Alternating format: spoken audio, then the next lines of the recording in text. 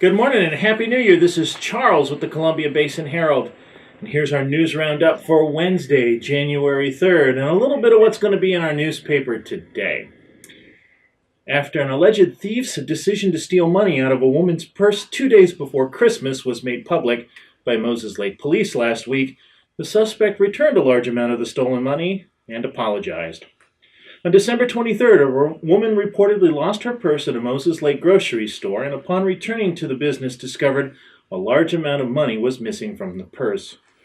The woman had set aside cash for food and Christmas presents for her 4 children. Moses Lake police officers Omar Ramirez and Jack Dodson investigated the theft and identified the suspect as Victor Kunayev, 35, who was an employee at the grocery store and promptly fired after the theft was discovered. The Moses Lake police notified the public on Facebook about the theft on Friday and named Kunayev, whom the Moses Lake police dubbed the Grinch, as the thief in the incident. Apparently, Mr. Kunayev follows our page and did some research on the Grinch, finding out that at the end of the movie, the Grinch repents and tries to right his wrongs. Sunday night, Kunayev contacted the police department and said he wished to return the money that he had stolen. The Moses Lake police said in a statement on Tuesday. Kunayev, who will be facing theft charges, reportedly returned a large amount of the stolen cash and expressed remorse for what he had done. A Moses Lake man is facing charges for allegedly hiding in an attic from police and choking a police dog.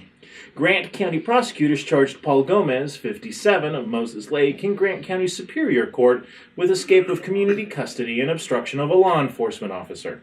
On Christmas Eve, a Moses Lake police officer was on patrol approaching the intersection of Longview Drive and Miller Drive and reportedly spotted Gomez walking into his mother's house in the 4300 block of Miller Drive, according to court documents.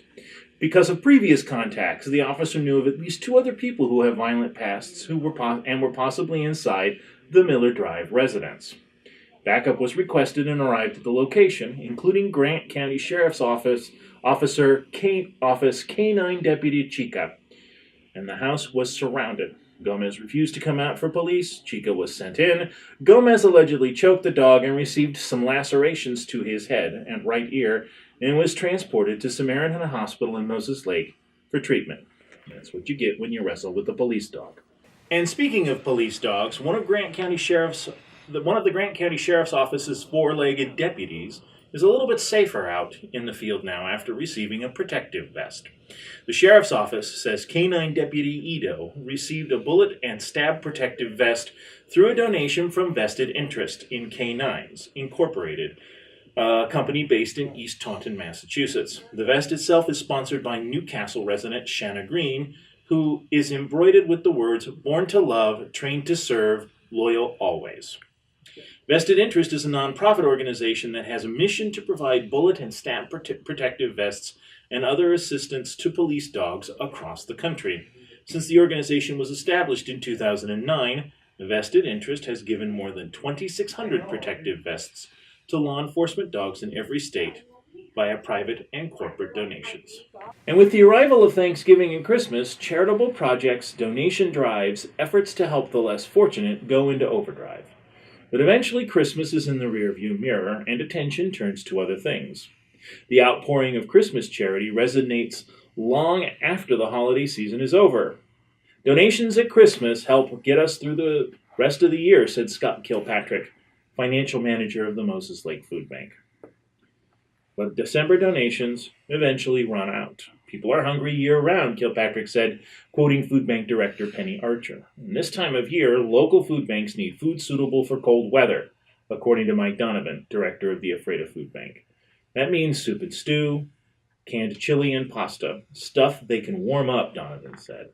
Potatoes and other root vegetables also work well in winter. The food bank is in need of baby food, infant formula, and of course cash donations will always help. Well, for details on these and other stories, including breaking national and international news, please check out our website, www.columbiabasinherald.com, all one really long word, or buy the paper, it's only $1. Stay warm, Happy New Year, and thanks for watching.